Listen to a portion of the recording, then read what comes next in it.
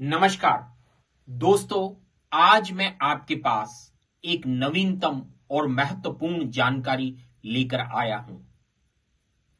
भारत में समान उच्च गुणवत्तापूर्ण चिकित्सा शिक्षा एवं सेवा के लिए 1934 में मेडिकल काउंसिल एक्ट 1933 के माध्यम से मेडिकल काउंसिल ऑफ इंडिया यानी कि भारतीय आयुर्विज्ञान परिषद की स्थापना की गई।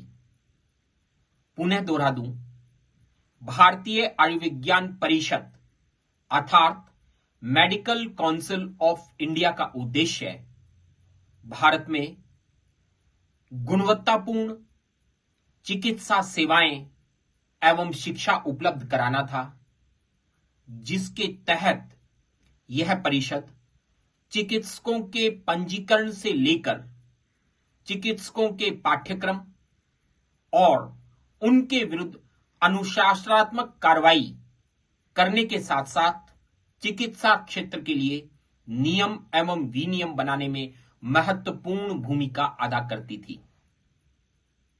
समय का परिवर्तन हुआ। 2019 में नीति आयोग की सिफारिश के आधार पर इस मेडिकल काउंसिल ऑफ इंडिया अर्थात भारतीय आयुर्विज्ञान परिषद का नाम बदलकर नेशनल मेडिकल कमीशन भारत अर्थात राष्ट्रीय आयुर्विज्ञान आयोग भारत कर दिया गया। क्या आप जानते हैं कि इस परिषद का एक मोनोग्राम भी था और उस मोनोग्राम में भारत का प्रतीक चिन्ह अशोक स्तंभ था। मैं था शब्द इसलिए इस्तेमाल कर रहा हूं कि इन्हीं दिनों में जब आप सब लोग विभिन्न राज्यों की चुनावी परिचर्चाओं में उलझे हुए थे, उसे बदल दिया गया। क्या आप जानते हैं अब राष्ट्रीय आयुर्विज्ञान आयोग भारत का प्रतीक चिन्ह क्या है? आप इसे पर्दे पर देखें। अब इसमें हमारा अशोक स्तंभ नहीं है।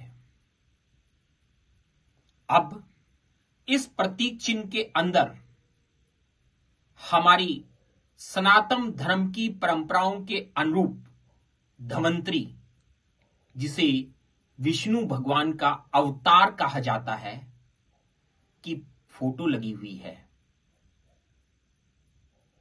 अर्थ बदल गए हैं, मायने बदल गए हैं। इन्हें समझना, इन पर मंथन करना और उससे इस धर्म निरपेक्ष भारत की दिशा को तय करना, यह आप सभी के लिए आत्म मंथन और विचारणीय विषय है, जिसे मैं इस नवीनतम जानकारी के साथ आप पर छोड़ता हूं। धन्यवाद।